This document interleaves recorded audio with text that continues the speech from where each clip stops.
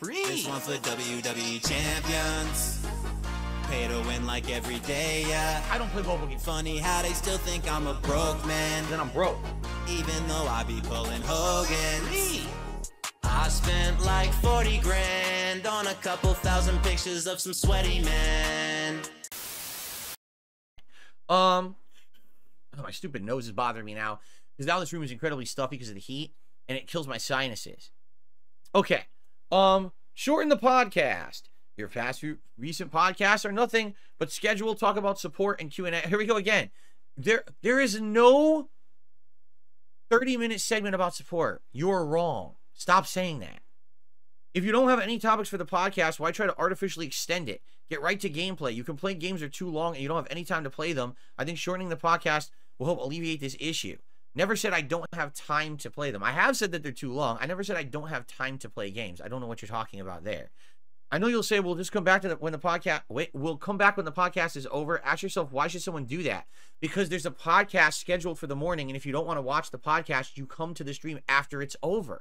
That's like saying, man, I really want to watch the nightly news that starts at 9 p.m., but god damn it, there's an hour of sitcoms that happen from 8 to 9. Why can't they just cancel all the sitcoms and start the news at 8? Because that's the fucking broadcast schedule, stupid. You come to, when you want to see something live, you attend when it starts. My gameplay starts traditionally around 12:45 p.m. Pacific time. You know there's 3 hours of gameplay around 1 p.m.-ish. Why would you come for the scheduled podcast at 11:15 and complain that there's a podcast? Don't attend the podcast. Like, oh my God. Yikes. Like, what is going on with people? There you go. Dentronic says, like ordering breakfast after the kitchen moved on to lunch. No, you know, it's the opposite of that. You show up at breakfast and you're yelling at the kitchen, why aren't you putting out dinner? It's breakfast, stupid. You're early. You can come back when dinner is served.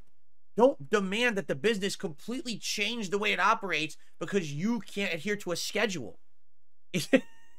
Like, what are you talking about? Good Lord. All right? Engage with chat more. You don't really talk with chat during gameplay unless it's to moderate, tell chat to stop going off topic, or to read a super chat. You say it's a chill environment, but you yell at people when they don't talk about your gameplay. Maybe if you chat with people who go off topic, it can lead to interesting and meaningful conversations. Before I continue with that, I do try to engage with my chat. The problem is what you're addressing. Again, you can tell this person just watches detractor content and doesn't watch my content. Because the detractors will highlight the moments when I get upset if someone derailed the chat and say, oh, see, this is all filled in on a stream today. When in reality, that was 1/40th of what happened on the stream. It was one moment.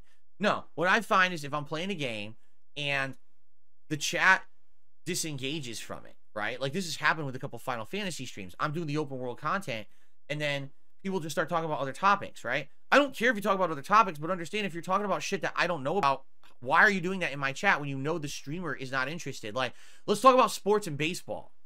I don't fucking know anything about sports and baseball, so why are you talking about it in my chat? This has not ever been a sports discussion stream, so why are you derailing the chat with that? You know that's not a topic I'm interested in. There's probably 7,000 other streams going on right now of someone who loves to talk about sports.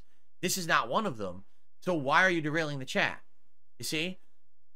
Those are the things that go crazy. If you're talking about something I understand or whatever, you want to ask my opinion and you tag me in the chat, I always talk about that.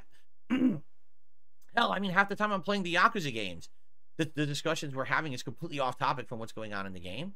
So again, stop watching detractor content, okay? All right, ready? Reduce the wait period to chat. A 24 hours wait to chat is absurd. There's streamers that have as many trolls as you do and maybe more, and they don't do this because even they know this is an insane wait period. This is single-handedly ruining any chance you have in retaining newcomers. If the trolling is as bad as you say it is, get more moderators. You've had trust issues about giving people wrenches since the rogue mod incident. I don't know what that means because there's been more than one mod who's basically been like a catfish situation. Rogue mods happen. It shouldn't make you distrusting of people. If someone wants to help in moderation, make them a mod. Okay, so literally, here we go again. So what other streamers do is different from what you do. That automatically makes it better. Okay, what streamers are you talking about? Because they're saying people with more trolls than me. Well, who has more trolls than me? Wings of Redemption? I don't know. Who else has more trolls than me? Not many. You know, take that from the mouth of Mike Klum himself. When he was doing the research for this documentary, he said to me, my God, at first I thought that you were exaggerating, but now that I've actually done the research, you absolutely have probably the biggest troll community I've ever seen. And he's been involved with Boogie. He's been involved with other people you guys don't even know, other documentaries he's working on and failed and he didn't do them. People who are like massive lolcow shit on the internet. And he outright admitted mine's the worst. So I don't know who you're talking about, who you think has more trolls than me. You're probably wrong. All right. But the fact is, they probably thrive on that shit. The reason they even have anyone showing up to their streams is because they don't moderate. So because of that, they don't have any content to offer. All they do is lolcow shit. So when the drama starts, that's when they profit. So let the trolls come into my chat and insult me and send super chats that are insulting me and do all this shit. You know, so I don't do that. I don't play that game. I don't.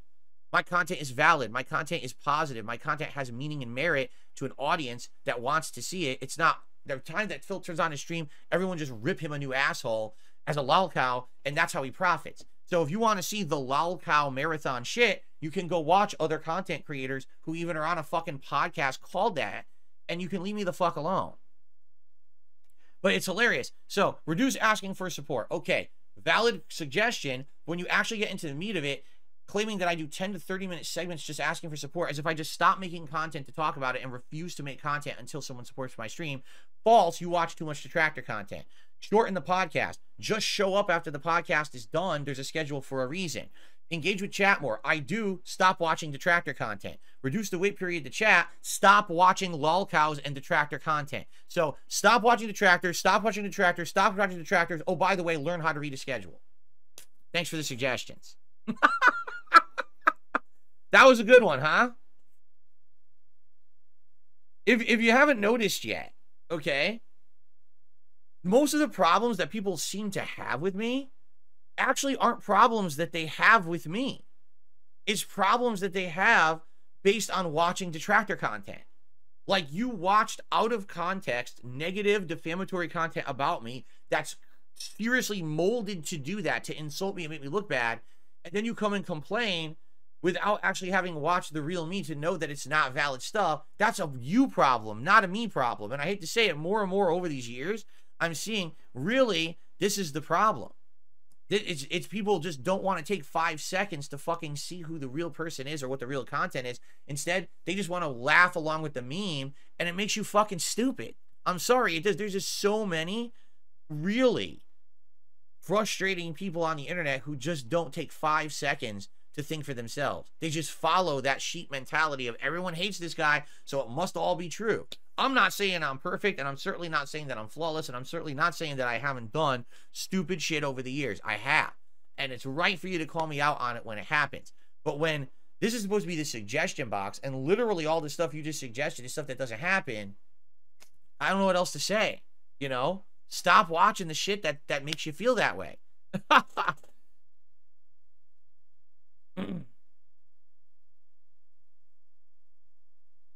have to blow my nose. We're going to do another suggestion, and then we'll do shout-outs. Here we go.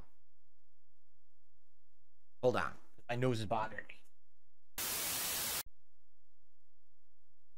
Well, this one's from OP Boone. He's had some really good suggestions. Let's see what he has in this one. In regards to recent discussion about stepping back from gaming content and expanding to more podcast-style content, expanding more into gaming news is a better move for you than politics. There's a significant overlap in audience interest between gaming playthroughs and gaming news, making it likely that your existing viewers would be interested in the content. With your team of editors, you could create 10 to 15-minute videos focusing on one major news story per video, separate from the podcast. This makes insights on gaming events more accessible to a wider audience rather than being buried with lengthy podcasts. Your DSP throwback editors could shift their focus to this project after completing the Red Dead and Final Fantasy XIII remaster projects. Considering the success of your retro reacts compared to the remaster projects, their efforts would be more beneficial in highlighting DSP news clips, which have the potential to garner thousands of views, rather than remastering decade-old footage that receives only a few hundred views. For example, you can highlight the recent Xbox announcements discussed in the Level 1 podcast, episode 254, perhaps incorporating snippets from previous episodes, where speculation about the announcement was rampant on social media. This additional content would find a natural home here on DSP Gaming, though it's possible those videos might get buried under the high volume of daily Let's Plays. you consider establishing DSP News as its own separate channel. Alongside DSP Reacts and DSP Throwback, it's worth discussing this with your viewers of the podcast to see what's best if you end up going this route. As I mentioned in an earlier suggestion, if the gaming news segment gains traction, then you can consider branching out to cover related topics like movies and TV shows in separate news videos, broadening your content appeal even further. I previously suggested using YouTube's live stream clipping feature for DSP news segments. Now with your team of editors, the idea seems more viable than ever. I don't know. What do you guys think about that? Because here's the thing, like, technically, the news that I cover, all right, is the news that I'm interested in. Don't get me wrong, there's usually almost always gaming news going on. The problem is that a lot of it is just unrelated to anything that I have an interest in doing. You know, if there's a bunch of stuff that's PC-centric, I probably don't care about it. If there's a bunch of stuff that's covering drama topics that I'm not involved in, like this whole Sweet Baby Ink thing, I think is the dumbest fucking thing possible. I think it's people on both sides being stupid. And it's like, do I really want to even cover that as news? Because I really don't feel like it is. I just think it's stupid political shit, honestly. But, you know, I don't know. Like, I always tend to, like, hone in on the topics that I like, right? The thing is, what I want you guys to understand is, when I say I have editors working on stuff for me, that's very much true. But when I say that, these are not, how can I say? It's not like I have a crack team of full-time employed people who are editing content. You know what I'm saying? Like, what I have very much is a grassroots group of people who like me and like the content that I make, and they want to help. So they make some thumbnails, right? Or in the case of the DSP Throwback channel, that's an idea that has been kicked around for a couple of years, and the offer was already made to me for a couple of years. Hey, if you ever would want to do something with a channel like that, we'd be willing to work on this for you, to edit the videos together, to upscale them, to make those lost playthroughs available for posterity purposes. And so I kind of said, not yet, not yet, not yet. And then I decided this year would be the year. Let's start it off fresh in January. Let's get a new project going and stuff. And then, of course, thanks to your feedback, I had the idea for Retro React, and that's working well on the channel. So now we have that good variety of content on that channel. But what you have to understand, it's not like these people are essentially doing it for the love of doing it. Like, they love this work. For me to say, so I like the fact that you helped me out so much over here. Thanks so much. But by the way, just stop doing that. Now I want you to redirect your efforts to do something completely and utterly different. I feel like they'd be a little bit ungrateful, no? Like, the reason that the people are doing it is because they like it. You know? I like making thumbnails. I like doing this editing work. The editing work is appealing to me. It's fun. I'm gaining experience learning how to do it. You know, I'm getting better at it. I'm learning about all these things. Like, for example, if you actually look at the videos on DSP Throwback, just the fact that the videos have gone through several levels of editing. Now, you know, first it was just put the videos together. Then it was, oh, now we're going to upscale them. Oh, now we're going to do audio cleansing. You know, and it keeps improving. Like, the video quality actually keeps improving, getting better over time. Not that many people are noticing, because the videos get, what, 100 views each? Over time, I'm sure that's going to grow. But, you know, for the initial uploads, they're not getting that much. But this is a thing. It's like, oh, you know, it's a project that people are working on. They're enjoying doing it. It's like a hobby. It's not something that you're expecting to sink endless hours into and take ultra seriously. It's something that you're getting experience out of it while you're also helping me out, which is nice, right? I feel like I said, if you're going to ask someone, hey, what I'd like you to do is every day on the podcast, just sit on that podcast that was a 2-hour podcast and sift through and edit out 15-minute clips and topics and title them and make them separate videos and do this and do that. That's a job, right? Like, that's a job. That's literally a job. And when you say people do it, you're right. They do it because they're giant YouTubers. You know, Asmongold probably has people he pays to do that. I'm sure Moist Critical has people he pays to do that because they're huge. If I was huge, I would also have employees to do that. In fact, back in the day when I was at the height of my popularity, I shit you not, that was my plan. I was actually going to hire like 3 people, and they were going to handle the day-to-day bullshit that I hated doing, like uploading, babysitting videos, putting them into playlists, making thumbnails. I was actually going to employ people. When I made tons of money back in the day, that was my idea. And then the priority for me became to move first, because I didn't want to be stuck in Connecticut forever. Because imagine if I employed 3 people in Connecticut to do this, but I want to move. And then I eventually decide to move, and now 3 people are out of a job because they can't do it from across the country, right? So my idea was to move first and then basically expand upon that. If I was staying at the level of popularity I was at, hire editors, hire people to do that. And then what happened was I moved and immediately the internet turned against me. Like as soon as I came out here, it was like day one that I moved to Washington was when all those negativity feelings came towards me. Everyone just turned me into a joke. Everyone just kind of just crapped on me. Within a year, my channel had been hit with so many copyright strikes that's when my channel law had to be removed from the YouTube algorithm and shit like that. And we're not going to sit here and talk about that endlessly, but that's just what happened. And it was like, well, that's it. That's the income is gone. The income that I was once making when I was at my big YouTube popularity was gone. And the possibility of me hiring people as employees disappeared because I was up to my eyeballs in debt from the move. My income was halved. It's like, well, now I'm screwed. All those ideas are gone, you know? So I understand where OP Boone's coming from. I totally feel like, yeah, that could have happened, right? Like this is something that definitely I could have had editors who I employ as full-time employees and they come in and they do this work for me every day. And it definitely would have been awesome to do that because that's what the top people are doing. We know that, right? The problem is that's not reality for me. The reality is I'm a one-man crew who works all day long and I get exhausted with the amount of work I'm already putting in. I can't do that extra work. Do I have people who are volunteers who have stepped up and said, yes, we'd like to make content for you and help you with this stuff? Yes. But they're basically doing the stuff that they're interested in doing. For me to now say, oh, by the way, that throwback channel thing didn't work, so fuck all that work. Just throw that away. Instead, let's edit some 15-minute clips out of my podcast every day and hope that that takes off. Like, it's kind of the same thing. Didn't you notice? For like a year, okay, we did YouTube Shorts. Did you notice that? It was from late 2022 all the way through about late 2023. Why did I do YouTube Shorts? Because people asked for them. I said, oh, why don't you do Shorts? Shorts are so popular, and they really help channels, and they boost them and all of that. And there were a lot of Shorts. You know, we did them for all the fall games of 2022. My Oblivion playthrough in 2023. We tried to highlight epic moments of each of the big games that I was playing and stuff like that. You want to know what impact it had on the channel? Zero. Because number one, none of those views end up being monetized, even though they claim they are. No exaggeration. If you get like 100,000 views on a short, you get like a penny. So out of all the shorts I put together, I probably made 25 cents. Okay? Now, I didn't make all those shorts. I made a few of them, but most of those were made by fans who wanted to help the channel.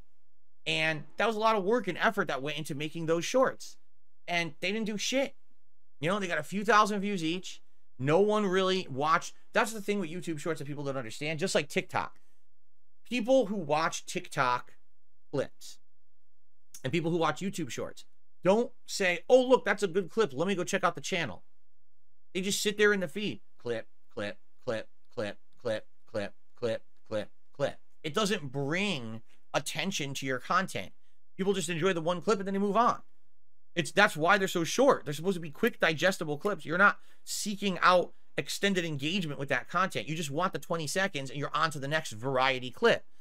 They don't serve a purpose to a YouTube channel. So all the work for the whole year that was put into shorts did nothing. Literally did absolutely nothing, right?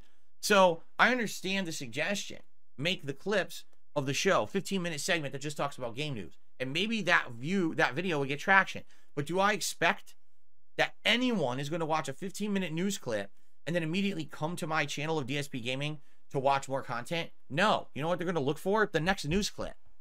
That's it. So unless we have an ongoing series of news clips that people will watch in succession, it's never going to do anything. So maybe in this regard, this suggestion is better than the whole shorts thing. Because I do think the shorts was a waste of time. I think YouTube shorts are fucking terrible. And they're just trying to copy TikTok and they serve no purpose. And YouTube is so off base with them, they're idiotic. But, you know, the whole clipping thing, having a segment about a certain topic that's edited out of a podcast probably would work. But again, for that to work, you'd have to have someone who's dedicated to do it, you know. And I would think more of like, you know, you have to have someone you're going to pay to do it. I can't pay anyone to do it. If I'm in a situation where if I have a slow streaming day, okay, and I don't make, you know, a good amount of revenue on a certain day, and now I'm behind, and if I have a few of those in a week, and now I'm worried how am I going to pay bills, how exactly am I supposed to pay an employee to sit here and clip stuff out of my streams? You know, it's just not going to happen. And I think that's the thing. When you look at other YouTubers who are successful, correct? And look at the situations they're in, none of them are the stature of me. These are not people who have 300 viewers on a stream, 300 viewers on a video. These are people who already are bringing in thousands and thousands and thousands of views and hours of engagement and interactions on any piece of content. They have the attention. Then that warrants them sinking in the money and the time to do the kind of projects that they work on. I'm not them. I feel like, again, that's what Aspen Gold does. Aspen fucking Gold is like 1,000 times bigger than me. The dude brings in like 30,000 viewers on a stream. I bring in 300. That's literally 1,000 less, isn't it? No, that's 100 less. Okay, he's 100 times bigger than me. He's not 1,000 times bigger. He's 100 times bigger than me. That's why he does that. You know, like, these comparisons are wild because people are comparing, you know, a grape to a watermelon. Really? Like, I'm the grape. You get that? I'm this little guy down here. I'm doing the best I can with what I've got. But, you know, you say, well, I don't understand why you don't do the same thing as this person who's insanely successful and huge and bigger than you. You just answered the question. Right? Anyway. All right. So, OP Boone, I appreciate the suggestion. I don't think, sadly, I don't think that would work. Only because, again, that's something that maybe if I could pay an employee to do it, it would work. I'm not going to have people stepping up to volunteer to do that kind of work because it's a lot of work. They have to watch every podcast in full. They have to figure out what the segments are, edit them out, make them separate videos, put them up, promote them. You know, it's a lot of work for someone who's basically a volunteer. You know, the volunteer work on the DSP Throwback channel is already a huge, tremendous undertaking. We still have a lot of content there we have to make visible. For example, the whole LA Noire playthrough, right? The online gameplay of Red Dead 1 that became Suicide Kings. The Undead Nightmare playthrough. And there's all these forgotten vlogs and playthroughs that are still all for posterity purposes. We want to get those on the channel. That's the whole idea of the project to begin with. The idea of DSP Throwback is not, oh, let's make profit. The idea is we want lost videos to hit the internet for posterity. Now, the cool thing is we found a way with Retro React to have content that's appealing to the audience and make some profit. But that's not the whole purpose of the channel. I'm not going to tell people who are working on that channel, just drop that channel now because it didn't catch on and go do other work. That's not the point. You see? Okay. I hope all that makes sense. Now we got to get to shout outs because now it's already 12:30. Guys, again, you understand when we do suggestion box, this is kind of why I'm apprehensive about doing it. Because you say the show's too long, but then every time we do suggestion box, it's fucking 12:30 already and I haven't even done a shout out yet. Do you see my point?